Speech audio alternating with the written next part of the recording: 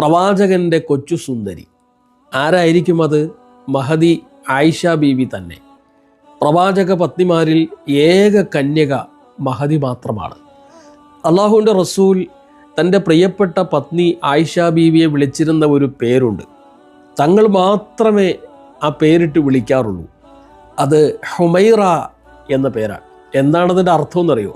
വെളുത്ത് ചുവന്ന കൊച്ചു സുന്ദരി എന്നാണ് അതിൻ്റെ അർത്ഥം. തങ്ങൾ തങ്ങളുടെ ഭാര്യയെ വിളിച്ചിരുന്ന പേരാണ് ഹുമൈറ എന്ന്. അതിൻ്റെ സാഹചര്യം ഞാൻ പറയാം.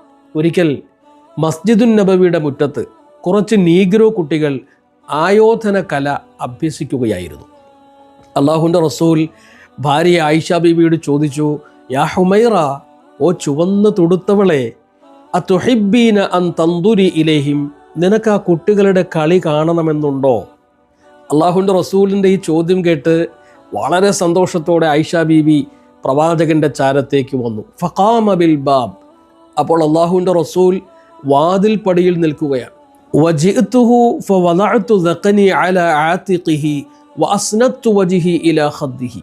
മഹദി പറയുകയാണ്, ഞാൻ പ്രവാചകൻ്റെ പിന്നിൽ ചെന്ന് എൻ്റെ താടി മുത്തുനബിയുടെ തോളിൽ ഇങ്ങനെ വെച്ച്, വഅസ്നത്തു വജ്ഹി ഇലാ ഖദ്ദിഹി, എൻ്റെ മുഖം മുത്തുനബിയുടെ കവിളിനോട് ചേർത്ത് വെച്ച് ഞാൻ ആ കുട്ടികളുടെ കളി കണ്ടുകൊണ്ടിരുന്നു.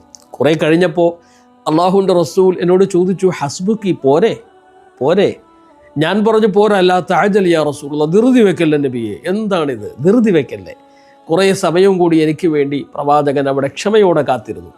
കുറച്ച് കഴിഞ്ഞപ്പോൾ വീണ്ടും അള്ളാഹുവിൻ്റെ റസൂൽ പറഞ്ഞു, ഹസ്ബുക്കി, പോരെ ആയിഷ, പോരെ ഹുമൈറ. അപ്പോൾ വീണ്ടും ഞാൻ പറഞ്ഞു, ലാ തഅജൽ യാ റസൂലുള്ളാഹ്, ഇങ്ങനെ ധൃതി വെക്കല്ലേ നബിയെ എന്ന്. അങ്ങനെ കുറേ സമയം ആ കുട്ടികളുടെ വിനോദം കാണിച്ചുകൊണ്ട് അവിടെ തന്നെ എൻ്റെ പ്രിയപ്പെട്ട ഭർത്താവ് നിലയുറപ്പിച്ചു. പിൽക്കാലത്ത് ഈ സംഭവം അനുസ്മരിച്ചുകൊണ്ട് മഹദി പറയാറുണ്ടായിരുന്നു, ഫഖ്ദുറു ഖദ്റൽ ജാരിയത്തിൽ ഹദീസത്തി സിന്നി അൽ ഹരീസത്തി അലൽ ലഹ്വി. ചെറുപ്പക്കാരോടാണ്, നിങ്ങളുടെ ഭാര്യമാർ യുവതികളാണെങ്കിൽ, ചെറുപ്രായക്കാരാണെങ്കിൽ, അതും വിനോദപ്രിയരുമാണെങ്കിൽ അവരുടെ അവകാശങ്ങൾ നിങ്ങൾ അവർക്ക് വകവെച്ചു കൊടുക്കണം. ഒരുപക്ഷെ വിവാഹത്തിന് മുമ്പ് അവർ അവരുടെ വീട്ടിൽ അടിച്ചു പൊളിച്ച് ജീവിച്ചവരായിരിക്കാം, വിനോദപ്രിയരായിരിക്കാം. ഓരോരുത്തരുടെയും മാനസികാവസ്ഥ പലതാണ്. അവരെ നിങ്ങൾ വിവാഹം ചെയ്തു വരുന്നതോടുകൂടി വീട്ടിനുള്ളിൽ മാത്രമായി അവരെ തളച്ചിടരുത്.